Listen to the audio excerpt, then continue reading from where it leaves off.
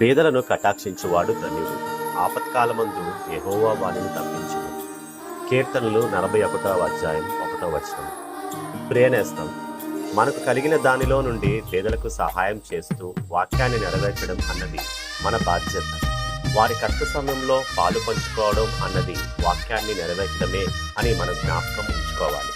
మనకు కలిగిన దానిలో నుండి పేదలకు సహాయం చేద్దాము. ఇది ఒక అలవాటుగా మనం చేసుకోవాలి.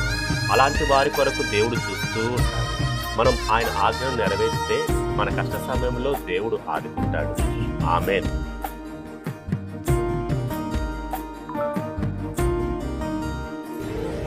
నీ కృపయే, ఇది నీ కృపయే, ఇన్నాళ్ళుగా నన్ను ఇలలో కాపాడినది.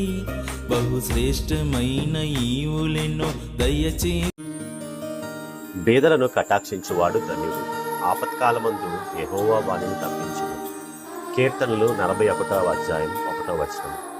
ప్రియనేస్తం, మనకు కలిగిన దానిలో నుండి పేదలకు సహాయం చేస్తూ వాక్యాన్ని నెరవేర్చడం అన్నది మన బాధ్యత.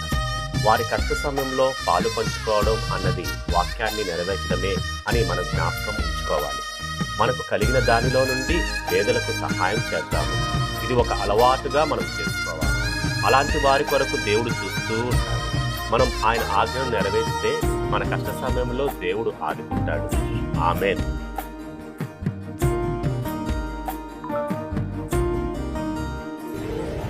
నీ కృపయే, ఇది నీ కృపయే, ఇన్నాళ్ళుగా నన్ను ఇలలో కాపాడినది. బహుశ్రేష్టమైన ఈవులెన్నో దయచే.